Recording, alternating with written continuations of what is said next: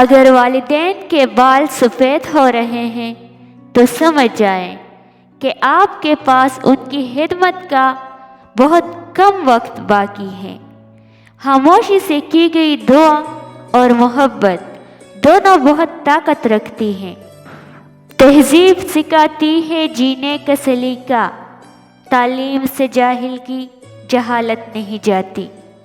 کبھی بھی ہمت نہ ہارے، حالات کتنے بھی مخالف ہوں، صلاحیت اپنا جوہر منوا لیتی ہے۔ درختوں سے تعلق کا ہنر تو سیکھ لے انسان، جڑوں میں زخم لگتے ہیں ٹہنیاں سوکھ جاتی ہے۔ خود کو کھونے کا پتہ ہی نہ چلا، کسی کو پانے کی یوں انتہا کر دی۔ ایک تماشا سا زمانے میں بنا رکھا ہے، وقت نے ہم کو ہتھیلی پہ اٹھا رکھا ہے۔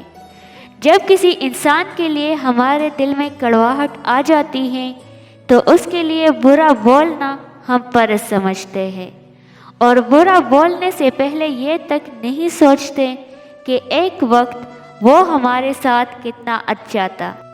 آپ کا رسپانس آپ کی سب سے بڑی طاقت ہے۔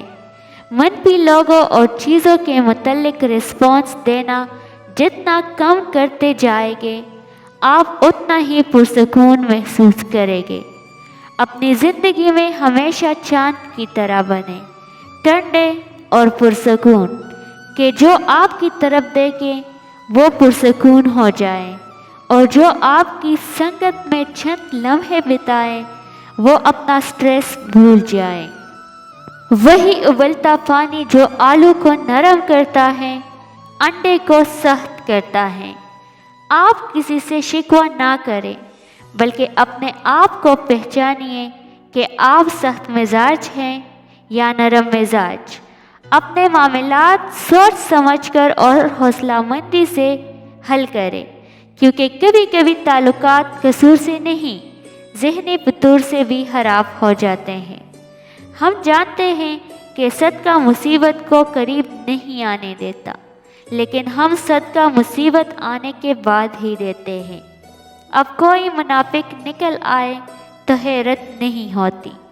وقت سے پہلے حادثوں سے لڑا ہوں، میں اپنی عمر میں کئی سال بڑا ہوں۔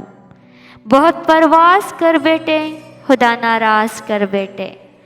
ہم سفر ہوں تو ایک کام کرو، گفتگو کے بنا کلام کرو۔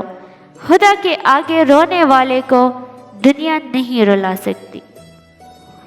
کچھ لوگوں کے لیے مصروف زندگی سے وقت نکالنا پڑتا ہے، اور کچھ لوگ ایسے بھی ہوتے ہیں جنہیں دل سے نکالنے کے لیے زندگی کو مصروف کرنا پڑتا ہے۔